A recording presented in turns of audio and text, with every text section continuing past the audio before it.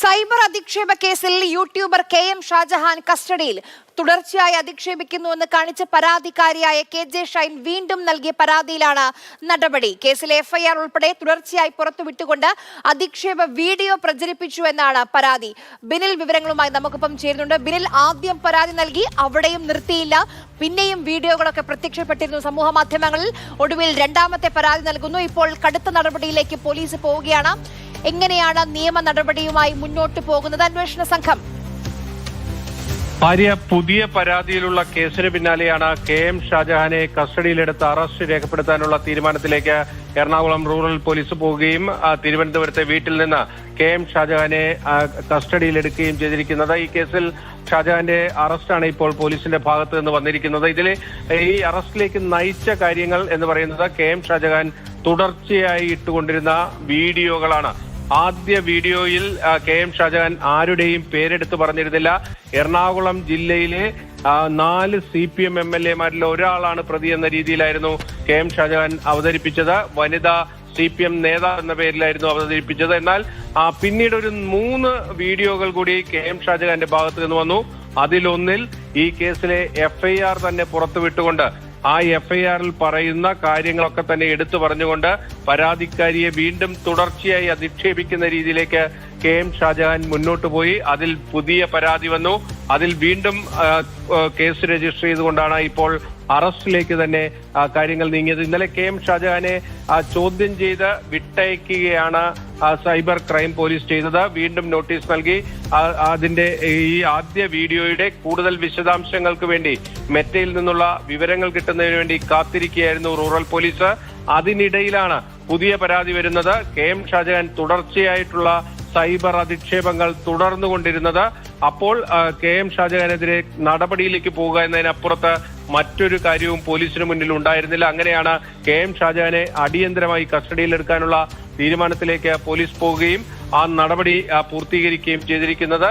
രാത്രിയോടുകൂടി തന്നെ KM ഷാജഹാനെ Aluva cyber crime police സ്റ്റേഷനിലെത്തിക്കും. അറസ്റ്റ് നടപടികൾ പൂർത്തീകരിക്കും. അതിനുശേഷം മജിസ്ട്രേറ്റിന് മുന്നിൽ ഹാജരാക്കും. ഇതാണ് ഇപ്പോൾ റൂറൽ പോലീസ് വ്യക്തമാക്കുന്നത്. എന്തായാലും സൈബർ അധിക്ഷേപത്തിൽ രണ്ടാം പ്രതിയാണ്, ആദ്യ കേസിലെ രണ്ടാം പ്രതിയാണ് KM ഷാജഹാൻ. ആദ്യത്തെ പ്രതി പറവൂരിലെ പ്രാദേശിക കോൺഗ്രസ് നേതാവ് ഗോപാലകൃഷ്ണനാണ്. പക്ഷേ ഗോപാലകൃഷ്ണൻ ഒളിവിലാണ്. മുൻകൂർ ജാമ്യ ഹർജിയുമായി സെഷൻസ് കോടതിയെ സമീപിച്ചിരിക്കുകയാണ്. ആ കേസ് ആ രീതിയിൽ മുന്നോട്ട് പോകുന്നതിനിടെയാണ് KM ഷാജഹാൻ പക്ഷേ ആദ്യ പരാതിയിലുള്ള നടപടികൾ അത് മുന്നോട്ട് പോകുമ്പോൾ തന്നെ തുടർച്ചയായിട്ടുള്ള സൈബർ അധിക്ഷേപങ്ങളിലേക്ക് യൂട്യൂബ് ചാനൽ വഴി തുടർച്ചയായി വീഡിയോകൾ ചെയ്തുകൊണ്ട് ഒരേ വ്യക്തിയെ മുന്നിൽ നിർത്തിക്കൊണ്ട് ആ വ്യക്തിക്കെതിരെ തുടർച്ചയായ പരാമർശങ്ങളുമായി മുന്നോട്ട് പോയത്. അതിലാണ് പുതിയ FIR പോലീസിന് രേഖപ്പെടുത്തേണ്ടി വന്നത്. കേരളത്തിലെ രാഷ്ട്രീയ നേതാക്കളൊക്കെ ഈ അടുത്ത കാലത്ത് നമുക്ക് ഉമാ തോമസിന്റെ ഒക്കെ കാര്യം ഓർമ്മയുണ്ടാകും. പലതരത്തിലുള്ള അധിക്ഷേപങ്ങൾ സൈബറിടങ്ങളിൽ നേരിട്ടിട്ടുണ്ട്. പലരും പരാതികളൊക്കെ നൽകിയാലും അതിൽ ഇത്രയും മിന്നൽ വേഗത്തിൽ നടപടി ഉണ്ടാകാറില്ല പൊതുവെ. ഇതിപ്പോൾ ഒരു രണ്ടാമത്തെ പരാതി കൂടി വന്ന ഒരു പശ്ചാത്തലത്തിലാണോ അതിവേഗം നടപടി? ഇതിൽ രണ്ടാമത്തെ പരാതി വരികയും KM ഷാജഹാന്റെ കാര്യത്തിൽ അദ്ദേഹം തുടർച്ചയായിട്ടുള്ള ഈ വീഡിയോകൾ വഴി സൈബർ അധിക്ഷേപം തുടരുകയും ചെയ്ത ഒരു പശ്ചാത്തലത്തിലാണ് ഈ കടുത്ത നടപടിയിലേക്ക് പോലീസ് പോയതെന്നാണ് നമ്മൾ മനസ്സിലാക്കുന്നത്. ആദ്യ കേസിൽ KM ഷാജഹാനെ നോട്ടീസ് നൽകി ചോദ്യം ചെയ്യാൻ വിളിപ്പിക്കുക മാത്രമാണ് പോലീസ് ചെയ്തത്. ഇന്നലെ KM ഷാജഹാൻ ഹാജരായി ചോദ്യം ചെയ്ത ശേഷം വിട്ടയക്കുകയാണ് ചെയ്തത്. പക്ഷേ KM ഷാജഹാന്റെ മറ്റ് 3 വീഡിയോകൾ കൂടി പോലീസ് പരിശോധിച്ചു. അതിനിടയിൽ പുതിയ പരാതി വന്നു. അതിൽ ഒരു വീഡിയോയാണ് KM ഷാജഹാന് കുരുക്കായി മാറിയത്. ആ വീഡിയോയിലാണ് ആദ്യ കേസിലെ FIR അടക്കം പുറത്തുവിട്ടുകൊണ്ട് പരാതിക്കാരിയുടെ പേരെടുത്തു പറഞ്ഞ് കൂടുതൽ അധിക്ഷേപങ്ങൾക്ക് KM ഷാജഹാൻ തയ്യാറായത്. അവിടെയാണ് KM ഷാജഹാന് പിഴയ്ക്കുകയും പോലീസിന് ഇതിൽ ശക്തമായ നടപടിയെടുക്കാനുള്ള ഒരു അവസരം ലഭിക്കുകയും ചെയ്തത്. അങ്ങനെയാണ് KM ഷാജഹാന്റെ അറസ്റ്റിലേക്ക് കാര്യങ്ങൾ ഇപ്പോൾ പോയിരിക്കുന്നത്. പോലീസിനെ സംബന്ധിച്ചിടത്തോളം ആദ്യ കേസിൽ അവരുടെ അറസ്റ്റ് നടപടികൾ വൈകിപ്പിച്ച ഒരു കാര്യമെന്നത് ഈ യൂട്യൂബ് ചാനലിൽ നൽകിയ ഈ വീഡിയോകളുമായി ബന്ധപ്പെട്ട് മെറ്റയിൽ നിന്ന് കൂടുതൽ വിശദാംശങ്ങൾ പോലീസിന് ലഭിക്കേണ്ടതുണ്ടായി. അത് ഔദ്യോഗികമായി ലഭിക്കുമ്പോഴാണ് അവർക്ക് ഈ വ്യക്തിക്കെതിരെ ശക്തമായ നടപടികളിലേക്ക് പോകാൻ കഴിയുക. അത് കോടതിയിൽ ഹാജരാക്കുമ്പോഴാണ് പ്രതിയെ അറസ്റ്റ് ചെയ്താലും ആ ജാമ്യം തടയാനായിട്ടുള്ള വാദങ്ങളായി മുന്നോട്ട് വയ്ക്കാൻ കഴിയൂ. അതുകൊണ്ടാണ് ആ ഡാറ്റകൾക്ക് വേണ്ടി പോലീസ് കാത്തിരിക്കുന്നതിനിടെയാണ് തുടർച്ചയായ അധിക്ഷേപ വീഡിയോകളിലൂടെ കെ.എം. ഷാജഹാൻ സ്വയം കുരുക്കുണ്ടാക്കി വെച്ചത്. അപ്പോൾ പോലീസിന് കൃത്യമായ ഒരു അവസരം കിട്ടി.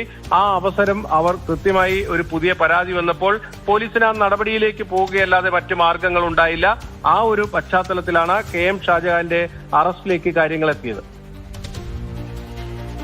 ഇനി ഇപ്പം നേരത്തെ ബിനിൽ പറഞ്ഞു മറ്റേയാൾ ഗോപാലകൃഷ്ണൻ ഒളിവിലാണ്, മുൻകൂർ ജാമ്യ ഹർജിയുമായി സെഷൻസ് കോടതിയിലേക്ക് പോയിട്ടുണ്ട്. ഇനി എങ്ങനെയായിരിക്കും ഷാജഹാന്റെ അടുത്ത നീക്കങ്ങൾ? ഒരു പ്രാവശ്യം ചോദ്യം ചെയ്യാൻ വിളിപ്പിച്ച് കാര്യങ്ങൾ പരാതിയിൽ നടപടികളുമായി സ്വീകരിച്ചതാണ്. അവിടെയും നിർത്താത്തത് കൊണ്ടാണ് ഇപ്പോൾ കസ്റ്റഡിയിലെടുക്കാനും അറസ്റ്റ് രേഖപ്പെടുത്താനും തീരുമാനിച്ചിരിക്കുന്നത്. ഷാജഹാന്റെ ഭാഗത്തു നിന്നുള്ള നിയമ നടപടികൾ ഇനി എങ്ങനെയായിരിക്കും മുന്നോട്ട് ബിനിൽ?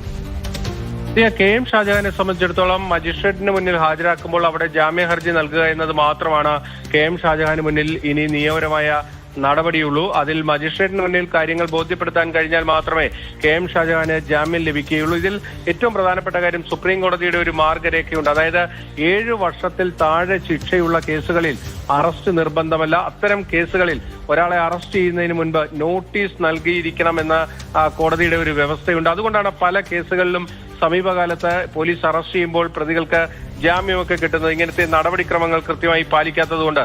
അതുകൊണ്ടാണ് ഈ സൈബർ അധിക്ഷേപ കേസുകളിൽ ആ നടപടിക്രമങ്ങൾ കൃത്യമായി പാലിക്കണമെന്ന് പോലീസ് ഉറച്ചു മുന്നോട്ട് പോയത്. ആ ഒരൊറ്റ കാരണം കൊണ്ടാണ് കെ.എം. ഷാജഹാനും ഈ ഗോപാലകൃഷ്ണനും അടക്കമുള്ളവർക്കെതിരെ നോട്ടീസ് നൽകി വിളിപ്പിച്ച് അവരുടെ ഭാഗം കേട്ട ശേഷം തുടർ നടപടിയിലേക്ക് പോകാൻ പോലീസ് തീരുമാനിച്ചത്. അവിടെ പോലീസിന് അറസ്റ്റിലേക്ക് പോകാനുണ്ടായിരുന്ന ബുദ്ധിമുട്ട് കെ.എം. ഷാജഹാനെ ആ ഒരു ഘട്ടത്തിൽ അറസ്റ്റ് ചെയ്ത് കോടതിയിൽ ഹാജരാക്കിയാൽ ജാമ്യം ലഭിക്കാനുള്ള സാധ്യതയായിരുന്നു. പക്ഷേ ഇപ്പോൾ കെ.എം. ഷാജഹാന്റെ കാര്യത്തിൽ തുടർച്ചയായ സൈബർ അധിക്ഷേപങ്ങൾ തുടരുന്നു. ഈ പ്രതി പുറത്തു നിൽക്കുന്ന ആ ഒരു സമയം ഈ പരാതിക്കാരിക്കെതിരെ ഇനിയും തുടർച്ചയായുള്ള സൈബർ അധിക്ഷേപങ്ങൾക്ക് സാധ്യതയുണ്ട് എന്ന് കോടതിക്ക് മുൻപാകെ പറയാനുള്ള ഒരു അവസരം കെ.എം. ഷാജഹാൻ തന്നെ ഒരുക്കി കൊടുത്തു എന്ന് വേണമെങ്കിൽ പറയാം. ആ ഒരു പശ്ചാത്തലത്തിലാണ് കെ.എം. ഷാജഹാന്റെ അറസ്റ്റിലേക്ക് ഇപ്പോൾ പോലീസ് പോയിരിക്കുന്നത്. ശരി, ബിനിലാണ് വിവരങ്ങൾ നൽകിയത്.